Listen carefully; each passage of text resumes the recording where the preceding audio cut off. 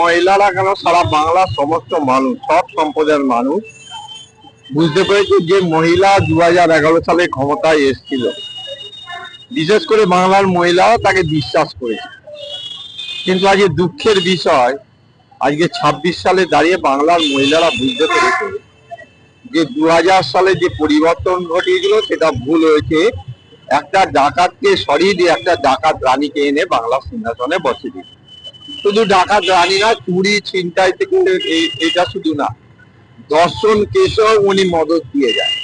কারণ আপনারা দেখেছেন যে পার্কস্ট্রিট থেকে কামধনুর থেকে আরজিকর থেকে দুর্গাপুর থেকে ব্যান্ডেল থেকে ক্যানিং, এমন কোনো জায়গায় নেই যে ধর্ষকরাদের মুক্ত অঞ্চলে পরিণত হয়েছে এই বাংলা। যারা ধর্ষিত হয় উনি তাদের রেট বেঁধে দেয়, কারোর 10,000, কারোর 15,000, কারোর 20,000 টাকা। আর যারা ধর্ষণ করে তাদের বাঁচানোর জন্য আমাদের আপনার সবার টাকা, বাংলার মানুষের ট্যাক্সের টাকায় কোটি কোটি টাকা খরচা করে কখনো হাইকোর্ট কখনো সুপ্রিম কোর্টে লড়াই করে ধর্ষকদের বাঁচাবার জন্য। তাই বাংলার মহিলারা, বাংলার মাতৃশক্তি আজকে জেগেছে, যে অন্তত মাতৃশক্তি বুঝতে পেরেছে 1,500 টাকার মধ্যে দিয়ে তাদের বিক্রি করে দেওয়ার চক্রান্ত করছে এই সরকার মমতা বন্দ্যোপাধ্যায়ের নেতৃত্বে। তাই আজকে মাতৃশক্তি জেগেছে, তারা আজকে দুহাত ভরে ভারতীয় জনতা পার্টিকে আশীর্বাদ করে। সারা ভারতবর্ষে ওরাতে একটা রাজ্যে একটা আঞ্চলিক দল, এদিকে কিন্তু ওরা লেখে সর্বভারতীয় দল, তার আবার সাধারণ সম্পাদক আছে। একটা আঞ্চলিক দল, সে আবার লিখছে সাধারণ সম্পাদক সর্বভারতীয়।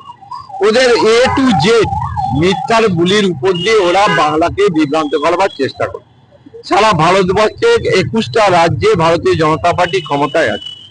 এমন কোন রাজ্য দেখাতে পারবেন যেখানে মাছ মাংস বন্ধ?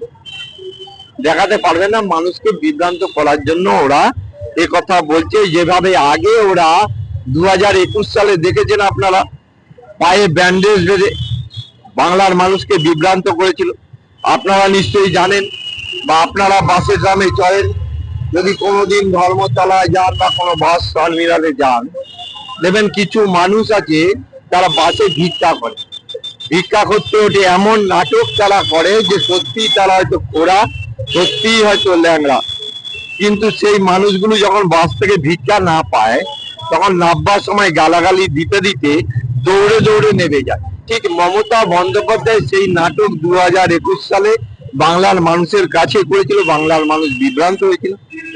আর এটা 2026 সাল, মমতা বন্দ্যোপাধ্যায় সপ্তমী চলে গেছে প্রথম 5 বছর, অষ্টমী চলে গেছে দ্বিতীয় 5 বছর, নবমী চলে গেছে তৃতীয় 5 বছর, আর এটা দশমী চতুর্থ 5 বছর। দশমী মমতা বন্দ্যোপাধ্যায় এবার বাংলার বুক থেকে বিসর্জন হবে। তাতে পরিষ্কার হয়ে যাচ্ছে মায়েরা যেভাবে রাস্তায় নেবে আশীর্বাদ। আবার বলছি, বাংলার মানুষ যেভাবে এই চোরেদের বিরুদ্ধে, এই ধর্ষকদের বিরুদ্ধে, এই দুর্নীতিবাজদের বিরুদ্ধে বাংলার মানুষ যেভাবে আজকে রাস্তায় নেমেছে এবং ধর্ম ভাগ করে দিচ্ছে একটা মানুষ, আপনি বলুন ওকে কে এত ক্ষমতা দিয়েছে? কোন ধর্ম কিভাবে চলবে? মুসলিম ধর্ম কিভাবে চলবে, হিন্দু ধর্ম কিভাবে চলবে, খ্রিস্টান ধর্ম কিভাবে চলবে, শিখ ধর্ম কিভাবে চলবে, জৈন ধর্ম কিভাবে চলবে, উনি ঠিক করে দেওয়ার মালিকটা কে দিত?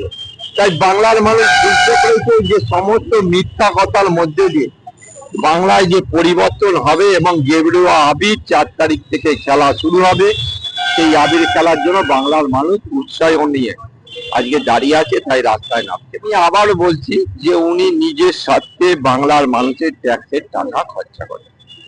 আপনারা দেখেছেন SIR হওয়ার পর প্রায় 1 কোটি ভুয়া ভোটারের নাম বাদ গেছে বাংলার ভোটার লিস্ট থেকে। মমতা ব্যানার্জি 2024-এর লোকসভা জিতেছিল, ভারতীয় জনতা পার্টির থেকে বেশি ভোট পেয়েছিল 43 লক্ষ। তা যদি 1 কোটি মাইনাস হয়, তাহলে পরিষ্কার হয়ে যাচ্ছে মমতা বন্দ্যোপাধ্যায় বা তৃণমূল কংগ্রেসের আজকে বাংলার অবস্থাটা কি দূরবীন দিয়ে খুঁজে দেখতে হচ্ছে। তাই মমতা বন্দ্যোপাধ্যায় SIR আটকাবার জন্য বাংলার মানুষের ট্যাক্সের টাকা উনি কখনো হাইকোর্ট কখনো সুপ্রিম কোর্টে গিয়ে খরচা করে।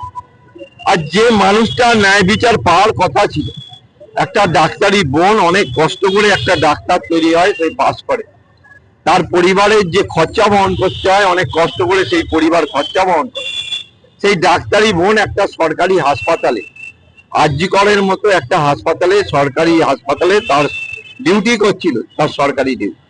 সেই অবস্থা রাতের অন্ধকারে তাকে ধর্ষণ করার পর খুন করে। আমি দায়িত্ব নিয়ে বলি তৃণমূল কংগ্রেসের কর্মীরা। এবং কেন খুন করেছে বিস্তারিতভাবে নিরপেক্ষ যদি সঠিক তদন্ত হয় পরিষ্কার হয়ে যাবে। কারণ ওই আরজি কর থেকে পরবর্তীকালে দেখা গেছে মৃত মানুষের ডেড বডি গুলো বিক্রি হতো, এবং মানুষের ডেড বডি বিক্রি হতো, ওষুধের মধ্যে 2 নম্বরই হতো, বিক্রি হতো বাইরে ওষুধগুলো। সেইগুলো অভয়া প্রতিবাদ করেছিল। অভয়া বলেছিল আপনি যত বড়ই ক্ষমতাবান হন, আরজি করে আমি যতক্ষণ ডিউটি করব, আমি এই হাসপাতালে যতদিন চাকরি করব, হাসপাতালে কোনো দুর্নীতি আমি ঢুকতে দেবো না, করতে দেবো না। তাই পথের কাঁটাকে সরিয়ে দিয়েছে তৃণমূল কংগ্রেস। অভয়াকে হত্যা করার পর আমরা দেখেছিলাম সবার প্রথম ওই রাত্রিবেলায়, ভোরবেলায় যখন জানাজানি হয়েছিল, ভোরবেলায় আরজি করে যেখানে অভয়াকে ধর্ষণ করে খুন করা হয়েছে, মমতা বন্দ্যোপাধ্যায়ের নির্দেশে এই বাংলার প্রশাসন সেইখানে জল দিয়ে ধুয়ে বিল্ডিং এর জায়গাগুলোকে ভেঙে দিয়ে সেই অভয়ার হত্যাকাণ্ডের তদন্তের বিঘ্ন ঘটাবার জন্য চেষ্টা করে। এবং আমি আপনাদের বলি যে আজকে বাংলার লজ্জা মমতা বন্দ্যোপাধ্যায়। কারণ আমি বাংলার একজন যুবক, বাংলার একজন মানুষ। আমরা যে এই বাংলায় রবীন্দ্রনাথ ঠাকুর জন্মগ্রহণ করেছে, এই বাংলায় নেতাজি সুভাষচন্দ্র বোস, কাজী নজরুল ইসলাম এর বাংলা, এই বাংলা স্বামী বিবেকানন্দের বাংলা, এই বাংলা রামকৃষ্ণ দেবের বাংলা, এই বাংলা মা সারদামণির বাংলা।